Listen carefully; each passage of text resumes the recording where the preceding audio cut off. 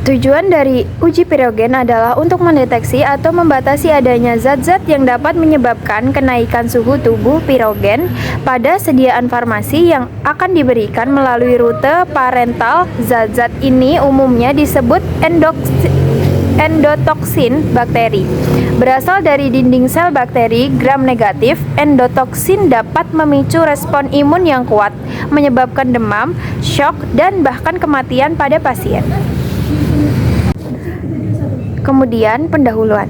Pirogen adalah produk metabolisme mikroorganisme, umumnya berasal dari bakteri, kapang, serta virus, yang terdiri dari lemak yang berhubungan dengan suatu molekul pembawa dan polisakarida dan peptisida.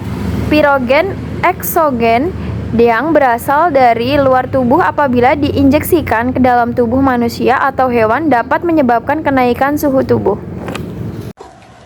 Untuk yang selanjutnya adalah metodologi. Yang pertama, metode uji pirogen kelinci, rapid pirogen test. Prinsip kerjanya, metode ini bersifat biologis. Kelinci digunakan karena respon termogulasi tubuhnya yang sangat sensitif terhadap pirogen, mirip dengan manusia. Untuk prosedurnya, kondisikan 3 kelinci sehat yang telah dewasa dengan berat badan tidak kurang dari 1,5 kg. Suhu rektal kelinci harus stabil sebelum pengujian. Suntikan sediaan uji intervena ke dalam vena marginalis telinga. Dosis yang diberikan tidak lebih dari 10 ml per berat badan kelinci. Ukur suhu rektal kelinci sebelum penyuntikan dan pada interval 30, 60, 90, 120, 150, dan 180 menit setelah penyuntikan. Selanjutnya yaitu metode yang kedua, yaitu metode uji Limos Ambeosit Lisat atau LAL test. Prinsip kerja uji ini bersifat in vitro dan merupakan metode alternatif yang sangat spesifik untuk mendeteksi endotoksin bakteri gram-negatif. Uji LAL menggunakan lisat atau ekstrak dari sel darah ambosit kepiting tapal kuda atau Limulus polyphemus. Lisat ini mengandung enzim yang akan bereaksi dengan endotoksin dengan membentuk gumpalan atau perubahan warna. Prosedur yang pertama itu siapkan reagen LAL dan sampel sediaan uji. Yang kedua, campurkan sampel dengan reagen LAL. Reaksi yang terjadi diamati dengan salah satu dari 3 metode. Metode pertama, metode gel CLOT kualitatif yang mengamati pembentukan gumpalan gel yang kokoh. Yang kedua itu metode turbidimetri, uji kualitatif yang mengukur peningkatan kekeruhan larutan. Peningkatan ini sebanding dengan konsentrasi endotoksin. Yang ketiga yaitu metode chromogenik, uji kualitatif yang mengukur perubahan warna yang dihasilkan dari pemecahan substrat oleh enzim diukur dengan spektrofotometer. Yang ketiga, metode uji aktivasi monosit, Monocyte Activation Test atau MAT. Prinsip kerja MAT adalah uji in vitro yang meniru respon imun manusia terhadap pirogen. Saat sel monosit manusia terpapar pirogen, mereka akan teraktivasi dan melepaskan sirokin pro-inflamasi seperti enterokinin min-6, IL-6 atau tumor nekrosis faktor alpha TNF min-A. Prosedur rinci dan lengkapnya yaitu A. Inkubasikan sampel produk dengan sel monosit manusia atau lini sel monosit.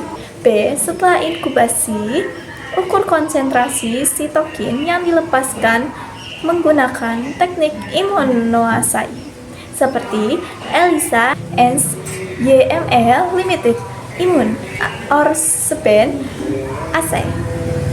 C. Konsentrasi sitokin yang terukur digunakan menentukan tingkat pirogenitas. Perkenalkan, nama saya Aliasista Dimasari, NIM P27235084. Di sini saya akan melanjutkan pembaca interpretasinya. 1. Uji pirogen kelinci atau rapid pirogen test.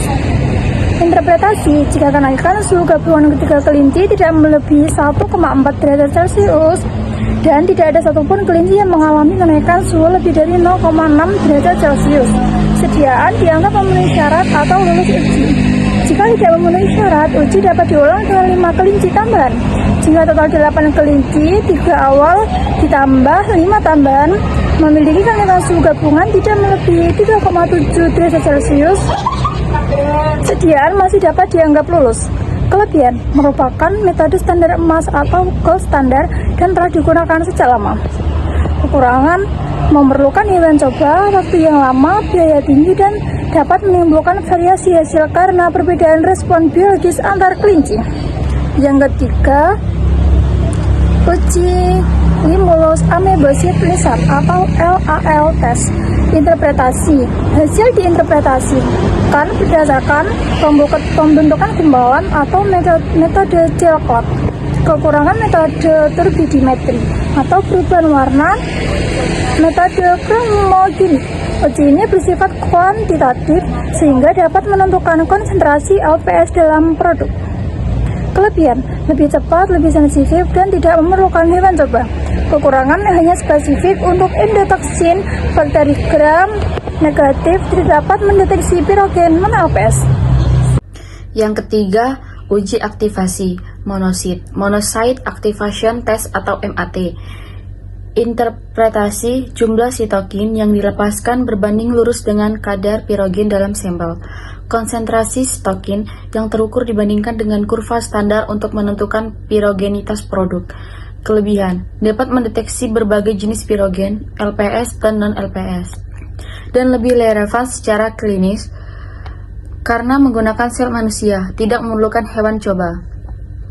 Kekurangan, lebih kompleks, memerlukan peralatan khusus dan biaya yang relatif tinggi.